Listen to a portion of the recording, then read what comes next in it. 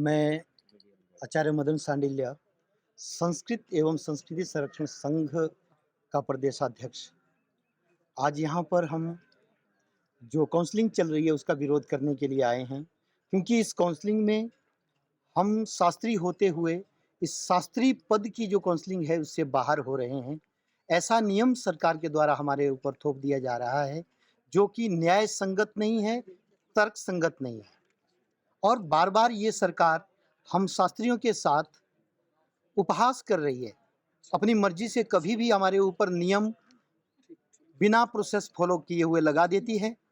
एक ही सत्र में पुराने नियमों से भी भर्ती चल रही है और एक ही सत्र में नए नियम हमारे ऊपर लगा दिए जाते हैं। कभी काउंसलिंग को बंद कर दिया जाता है और कभी अपनी मर्जी से शुरू कर दिया जाता है।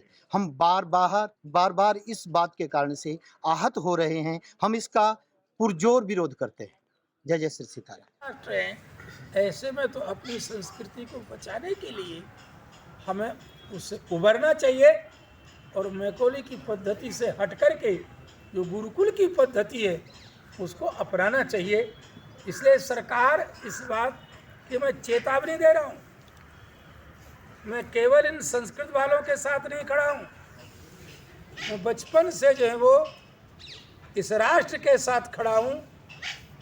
और जितने भी आंदोलन हुए, आतंकवाद पंजाब मरा, उसमें भी लड़े, आंदोलनों को किया और कैसे कैसे संघर्ष खड़े किए, सरकारों को हमेशा झुकना पड़ा है।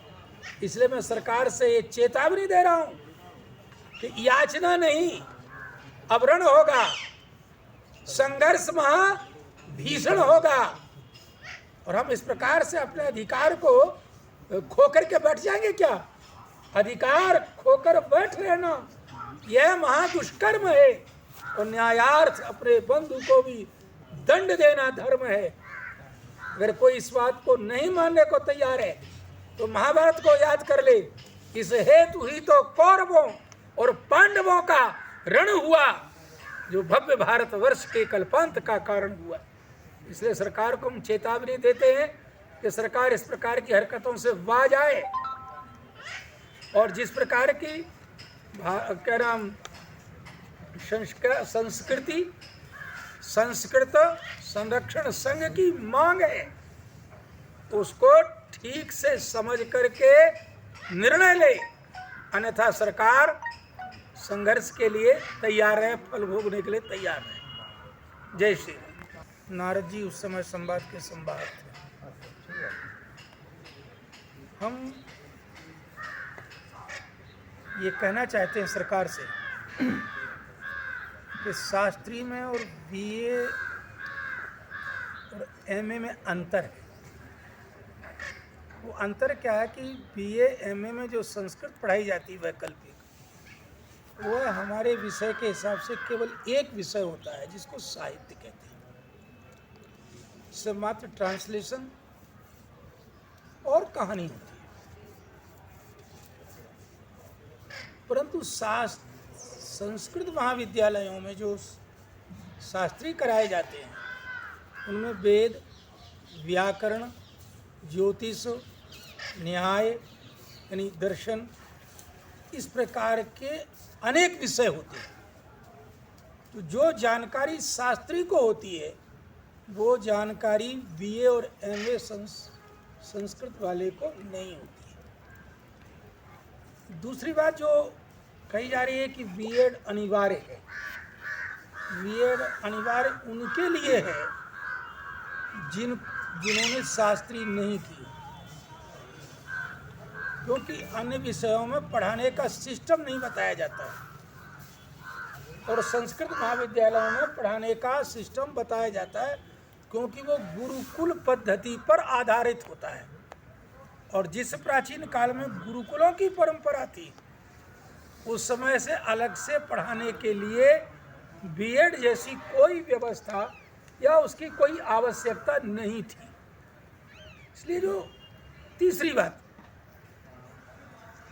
कि शास्त्री वालों के लिए, विशिष्ट शास्त्री के लिए ये प्राविधान रखा गया कि वो एक विषय से इंग्लिश ले लेता है और दूसरा विषय कोई हिंदी या इतिहास या सोशल साइंस लेता है तो उसको विशिष्ट शास्त्री माना जाएगा, यानी वो बीए के बराबर माना जाएगा। और एमए तो जब एक विषय जब वो दिया आपने इंग्लिश का और अन्य के साथ में वो शास्त्री कर रहा है, तो वह शास्त्री के अपने विषयों के साथ साथ में वह इंग्लिश का भी ज्ञान रखता है और इतिहास का भी ज्ञान रखता है।